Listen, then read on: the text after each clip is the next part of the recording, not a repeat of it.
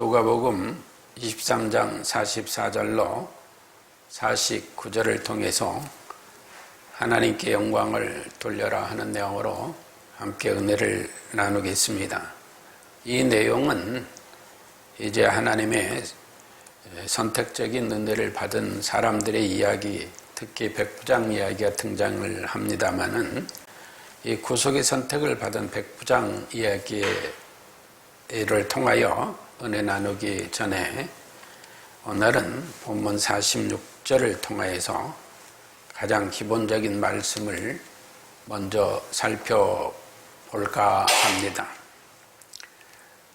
누가복음 23장 46절에는 예수께서 큰 소리로 불러 가라사대 아버지여 내 영혼을 아버지 손에 부탁하나이다 하고 이 말씀을 하신 후 운명하시다라고 한 중후심에 대한 묘사가 기록되고 있습니다.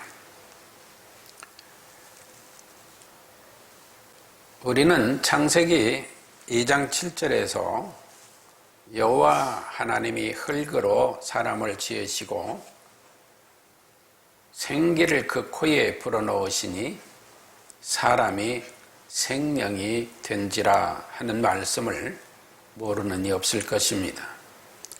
그렇다면 예수님께서 오늘 누가복음 23장 46절에 운명하시다 라고 하는 이 운명이란 말씀은 도대체 무엇을 말씀하는 것일까? 마가복음 15장 37절에서도 예수님께서 큰 소리를 지르시고 운명하시다라고 기록하고 있습니다. 국어사전은 운명을 이렇게 표현합니다. 목숨이 끊어지다. 다시 말하면 숨이 끊어지다. 숨이 멎다 등을 우리가 목숨이 끊어졌다 이렇게 말하죠. 이게 바로 국어사전적인 용어입니다. 그런데 말입니다. 그 죽었다라는 것은 어떤 상태를 말하는 것인가 하는 것에 대하여 우리가 좀 고민을 할 필요가 있습니다. 한번 물어보겠습니다. 예수 그리스도의 몸이 죽었나요?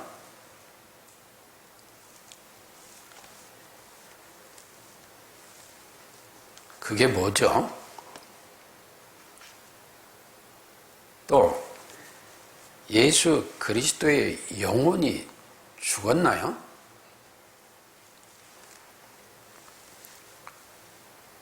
여러분 스스로에게도 한번 물어보세요. 여러분은 산 자입니까? 여러분 죽은 자입니까?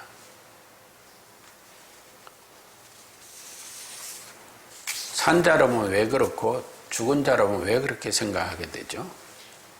어떤 자가 죽은 자이고 어떤 자가 산 자일까요? 이에 대하여 요한복음 11장 25절로 26절은 이렇게 기록합니다.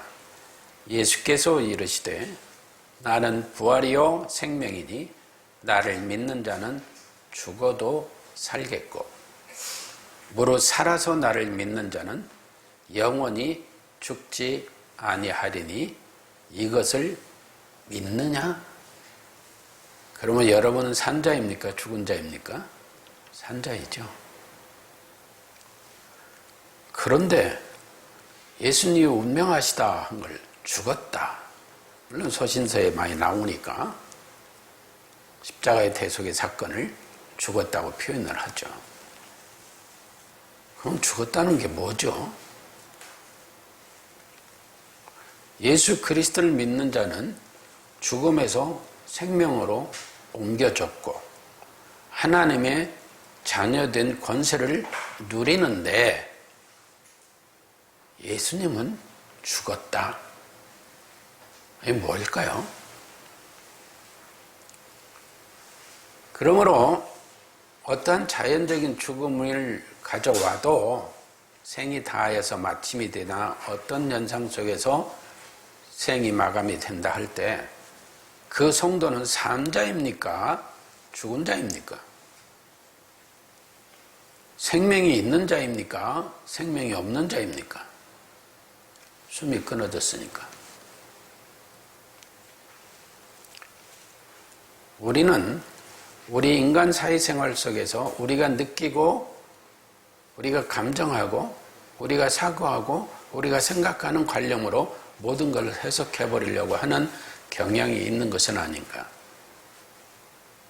그런데 성경은 죽음은 죄와 연관이 있음을 명확히 해주고 있습니다. 죽음, 사나토스, 이것은 하나님에 대한 불순종과 불신앙의 행위에 대한 하나님의 진노와 형벌이다. 이것이 곧 죽음이요 사망이다라고 기록하고 있어요. 다시 말하면 하나님의 말씀에 대한 불순종과 불신앙의 행위에 대한 하나님의 진노와 형벌이 곧 사망, 죽음이다 했어요. 예수님이 하나님 뜻에 불순종했나요? 예수님이 하나님의 뜻에 불신앙을 가졌나요? 그런데 왜 죽었다고 하죠? 에베소 2장 3절로 5절은 우리도 다 그 가운데서 우리 육체의 욕심을 따라 지내며 육체의 욕심을 따라 지내고 육체의 마음이 원하는 것을 하여 사사기에 나오는 것 같이 소견에 오른 대로 행동하고 사고하고 살아감으로 인해서 다른 이들과 같이 본질상 진노의 자녀였더니 이 진노의 자녀라는 것은 아까 하나님의 진노의 형벌은 사망의 죽음이라고 한 것 같이 죽은 자였더니 그 얘기예요.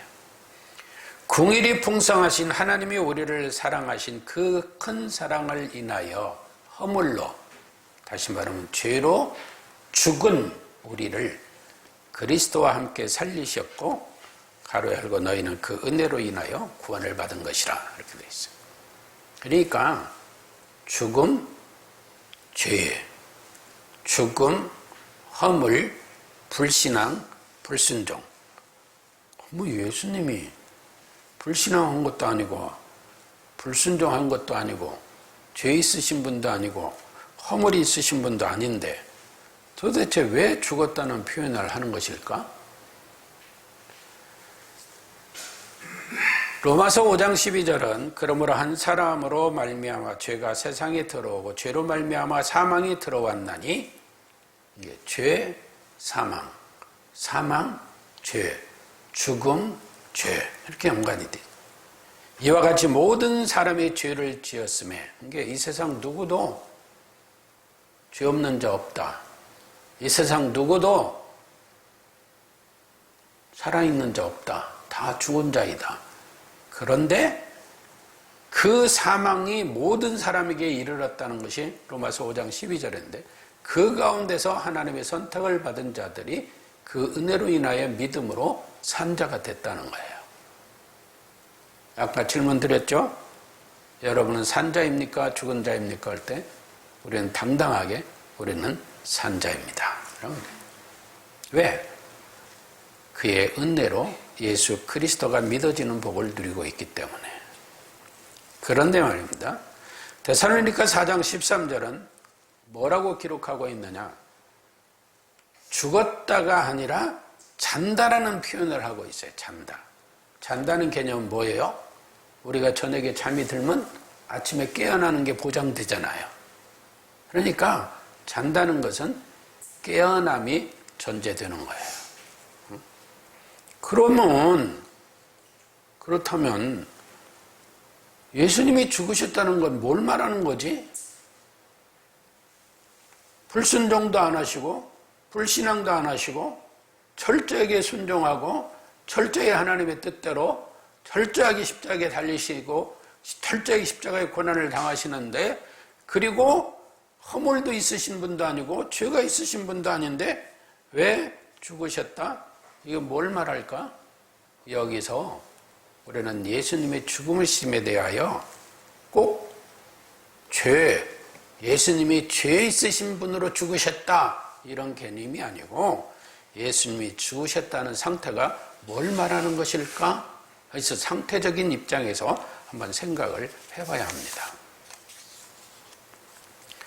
베드로전서 2장 24절은 친히 나무에 달려 그 몸으로 우리 죄를 담당하셨으니, 누구의 죄를? 예수님의 죄요? 아니요, 우리 죄예요, 우리 죄. 담당하셨으니 이는 우리로 죄에 대하여 죽고 의에 대하여 살게 하심이라. 왜? 예수님은 죄가 없으시고 산자이시기 때문에 그만이 우리 죄를 사하고 우리를 살릴 수 있다는 거예요. 그런가 하면 베드로전서 3장 18절은 그리스도께서도 한 번 죄를 위하여 죽으사, 이러니까 예수님이 죄로 죽었어. 그런데 여기 잘 봐야 돼요. 죄로 인하여 죽으사가 아니고 죄를 위하여 죽으셨다는.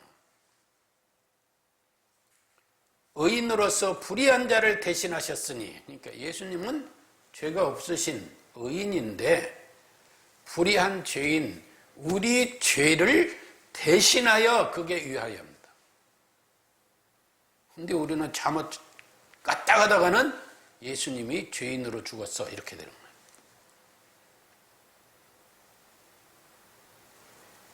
이는 우리를 하나님 앞으로 인도하려 하심이라. 누구 앞으로? 하나님 앞으로. 육체로는 죽임을 당하시고 영으로는 살리심을 받으셨다. 여기서 여러분이 주목해서 잘 이해를 하시죠. 저도 성경을 보면서 굉장히 고민을 많이 하고 기도하면서 생각을 했는데, 그러면 예수님이 육체로 죽었다는 게 뭐야?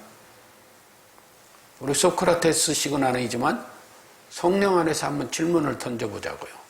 예수님이 육체로 죽으심을 당하시고 영으로는 살리심을 받았다? 예수님이 영으로 죽지 않는, 그죠? 그러면 육체로 죽으심을 당하신 게 뭘 얘기할까? 또다시 로마서 5장 6절로 10절은 우리가 아직 연약할 때에 기약대로, 즉 언약대로 예수 그리스도께서 경건치 않은 자를 위하여 죽으셨다. 경건치 않은 자가 되어 죽으셨다가 아니라 경건치 않은 자를 위하여 죽으셨다. 그런가 하면 8절에 우리가 아직 죄인 되었을 때, 그리스도께서 우리를 위하여 죽으심으로, 예수님의 죄로 인하여 죽으심이 아니라 우리를 위하여 죽으심으로 하나님께서 우리에게 대한 자기 사랑을 확증하셨느니라. 그러면서 10절에 가서 그 아들의 죽으심으로 말미암아 하나님으로부터 화목되었은즉, 화목된 자로서는 더욱 그의 살으심을 인하여 구원을 얻을 것이라. 그러면 예수님이 죽었다, 영혼도 죽고 육체도 죽었다, 살아나서 우리가 살았다, 부활을 그걸 얘기하는 거 아니거든요.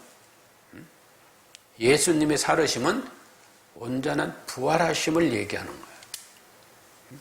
그러면 여기서 아들이 우리를 위하여 죽으심 이 얘기가 반복돼서 나오는데, 또 고린도전서 15장 1절로 8절에서도 그랬습니다.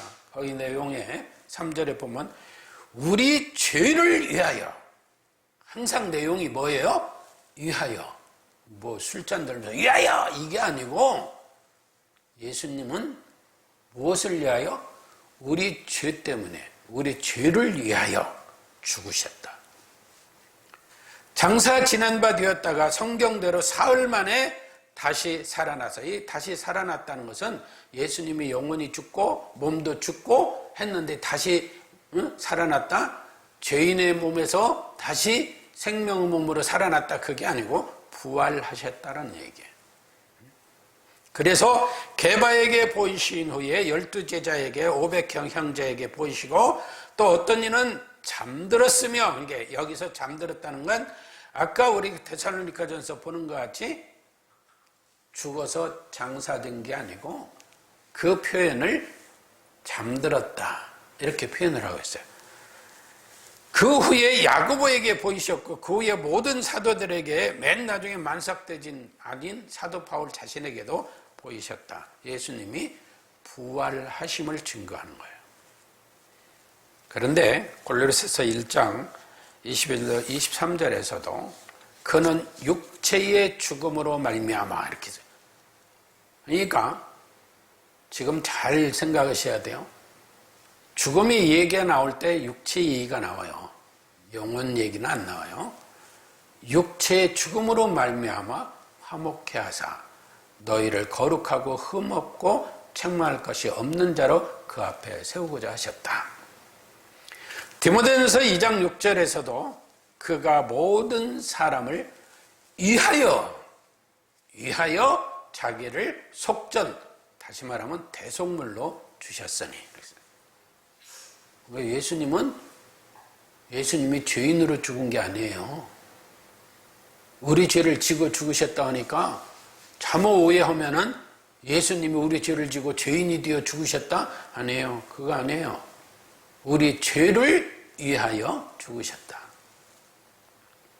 뭘로? 속전, 대속물로 드려졌다. 이 얘기예요.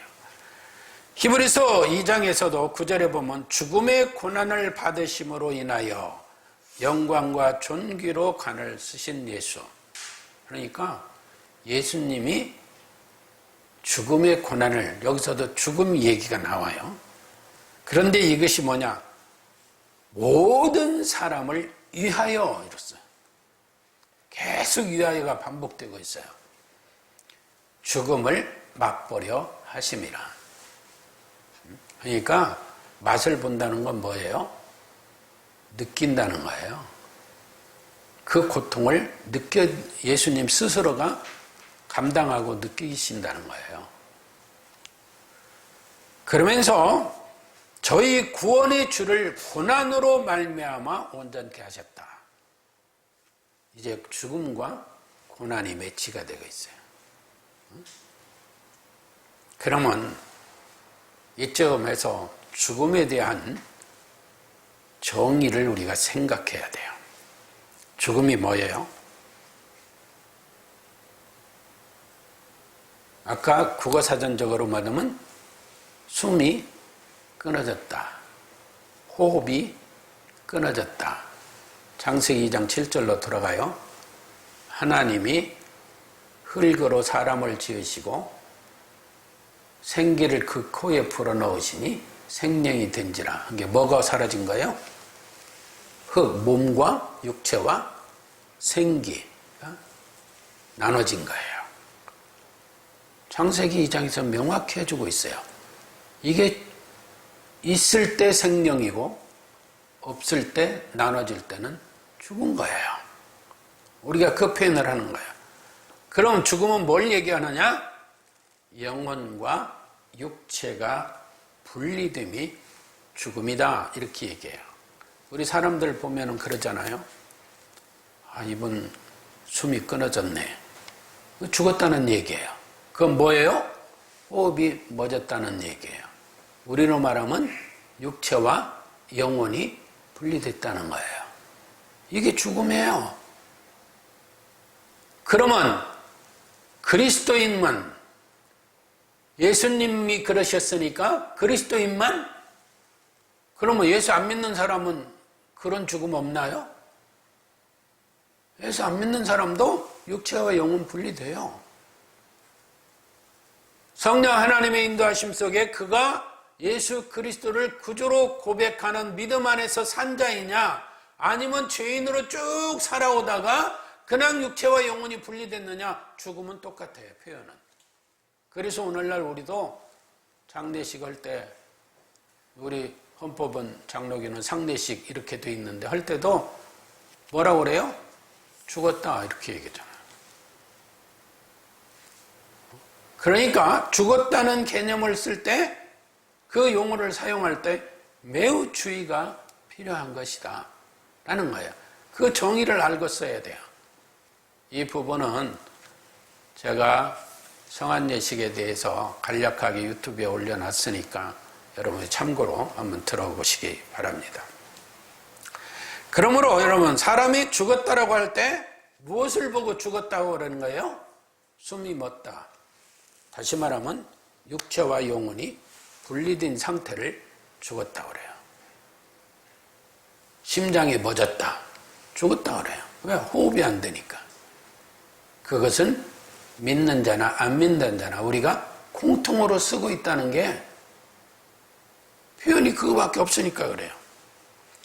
전도서 12장 7절에 흙은 여전히 땅으로 돌아가고 신은 그 주신 하나님께로 돌아가기 전에 기억하라 했어요. 그런가 하면은 개역개정은 영으로 표현했어요. 영은 그것을 주신 하나님께로 돌아간다. 그러기에 바른 성경은 흙이 원래대로 땅으로 돌아가고 영이 그 주신 하나님께로 돌아간다. 이게 뭐예요?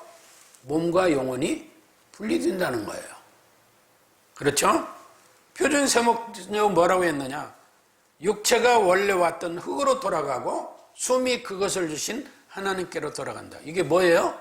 육체와 영혼이 숨이 끊어지는 순간 분리된다는 거예요. 그러니까 여기는 숨이 돌아간다고 했는데 영혼이 돌아간다는 거예요. 쉬운 성경도 역시 내 몸은 흙으로 돌아가고 내 온 영은 하나님께로 돌아간다. 창세기 2장 7절과 전도서 12장 7절은 맥락을 같이 하고 있어요. 이게 죽음이에요. 이게 죽음. 그런데 우리는 아무 생각 없이 사도신경을 할 때도 십자가에 못 박혀 죽으시고, 이 죽으시고 할 때 예수 그리스도를 믿고 구원받은 성도나 안 믿는 자나 똑같이 취급해버려요. 예수님이 신성이 죽습니까? 죽어요, 안 죽어요? 안 죽어요. 왜 성자 하나님이 죽어요? 안 죽죠. 그러면 예수님의 영혼이 죽습니까? 예수님의 인성이 죽었어요? 이건 뭘 말하느냐? 우리 죄를 위하여 화목 제물이 되신 그 고난을 그렇게 표현한 거예요. 잠옷 예수님이 우리 죄를 지고 죄인이 되어 죽으셨다? 저 동의할 수 없어요. 그러면 예수 그리스도의 운명, 곧 우리가 말하는 숨이 끊어졌다, 죽음의 상태, 이건 뭘 말할까요?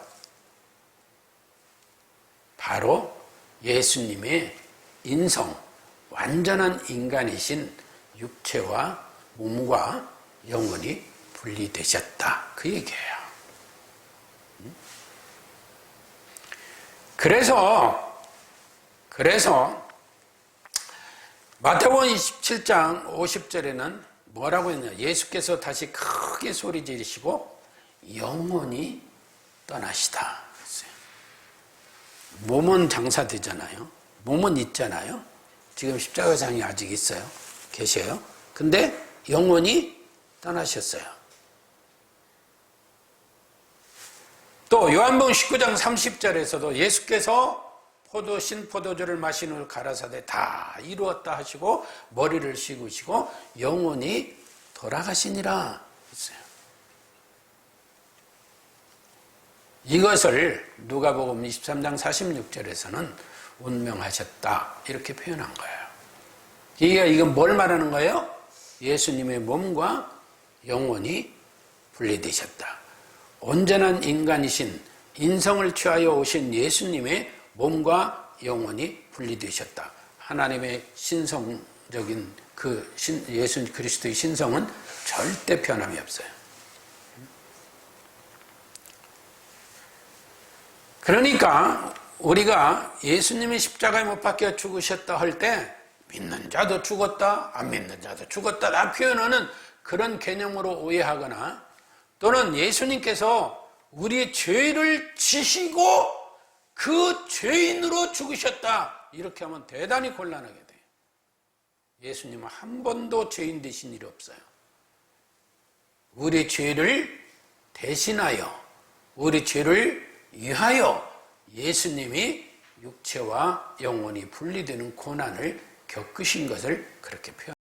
그러니까 예수님 재림하실 때 역시 우리도 땅에 묻혀 자요.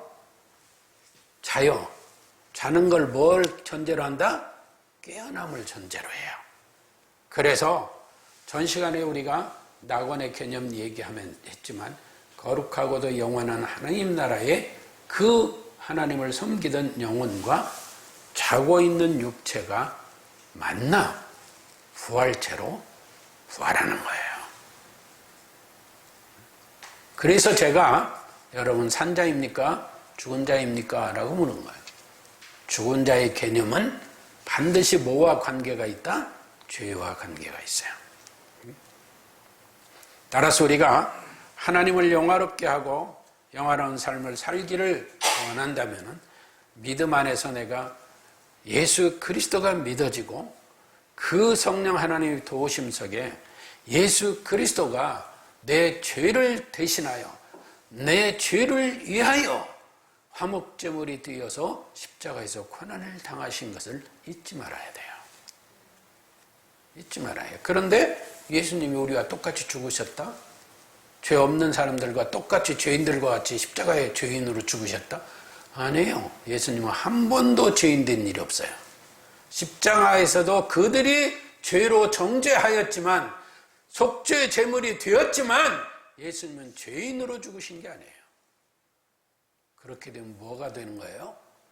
구원자가 될 수 없어요. 근데 우리는 잘못 너무 깊은 관심 가지지 않냐고 무관심하게 지내다 보니까 두리뭉실 넘어가 버려요. 따라서 우리가 그 은혜 가운데 예수 그리스도가 믿어지고 구원받은 백성이라면 빌립보서 2장은 이렇게 기록합니다. 너희 안에 이 마음을 품어라. 곧 그리스도 예수의 마음이니 예수님은 자기를 비워 종의 형체를 가지고 사람들과 같이 되었고 사람의 모양으로 나타나심에 자기를 낮추시고 죽기까지 복종하셨으니 여기서 죽기만 육체와 영혼이 분리되는 고난을 겪으시기까지 복종하셨으니 곧 십자가에 죽으심이라. 십자가에서 영혼과 육체가 분리되는 고난을 겪으심이라. 이러므로 하나님이 그를 지극히 높여 모든 뛰어난 이름을 주사 하늘에 있는 자들과 땅 아래에 있는 자들과 땅에 있는 자들과 땅 아래에 있는 모든 자들로 예수 이름에 무릎을 꿇게 하고 모든 입으로 예수 그리스도를 주라 시인하여 모든 입으로 예수 그리스도를 주라 시인하여 하나님 아버지께 영광을 돌리게 하셨느니라. 이제 구원받은 우리들이 예수님의 이러한 고난을 잊지 않는다면 우리는 예수 그리스도의 마음, 그의 성품 따라 살아가는 은혜의 복을 누려야 될 줄로 믿습니다. 그래서 로마서 10장 10절은 마음으로 믿어 의에 이르고 입으로 신하여 구원에 이르느니라 하였습니다. 아멘.